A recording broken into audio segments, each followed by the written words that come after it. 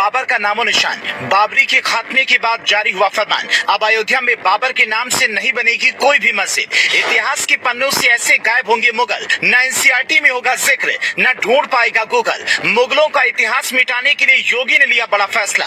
योगी के ऐलान से हिल गए मुल्ला मौलवी, बंद हो गए हैदराबाद वाले भाईजान की बोलती। अयोध्या में राम राज की झांकी देखकर दुनिया हुई हैरान। अयोध्या में भव्य राम मंदिर बनेगा, ये पहले से तय था, लेकिन अब ये बात भी तय हो गई है कि अयोध्या में फिर कभी बाबर के नाम से कोई मस्जिद नहीं बन पाएगी। अयोध्या से मुगलों का नामो निशान हमेशा के लिए मिट जाएगा। मुगलों की कोई भी निशानी अयोध्या में फिर कभी देखने को नहीं मिलेगी। जिन मुगलों ने भारत के हर मंदिर को तोड़ा और करोड़ों हिंदुओं की आस्था को नष्ट करने में कोई कसर नहीं छोड़ी, उनको मिटाने के लिए योगी बाबा ने अब एक ऐसा प्लान तैयार किया है जिसके बाद अब मुगलों का नाम ना तो इतिहास के पन्नों में देखने को मिलेगा, न कभी किताबों में मुगलों का कोई जिक्र होगा।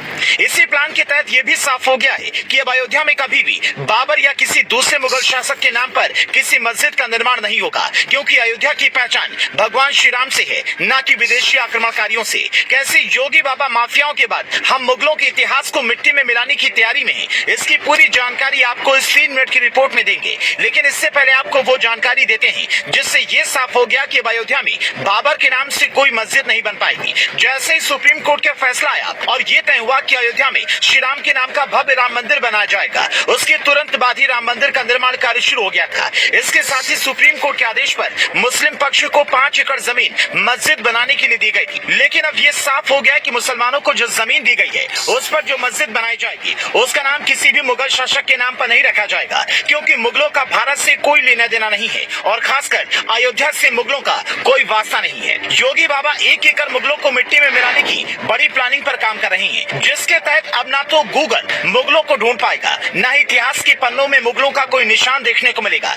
इस योजना के तहत योगी बाबा पहले ही ये आदेश दे चुके हैं कि बच्चों के पाठ्यक्रम से मुगलों के चैप्टर को हमेशा के लिए हटा दिया जाए और उन्हें महाराणा प्रताप और छत्रपति शिवाजी महाराज जैसे वीर योद्धाओं के बारे में बताया जाए। वहीं जिस तरह से मुगलों के नाम पर बने स्थल और शहरों के नामों को बदला जा रहा है, उसे देखकर लगता है कि जल्द ही देश में मुगलों के नाम का कुछ भी नहीं बचेगा।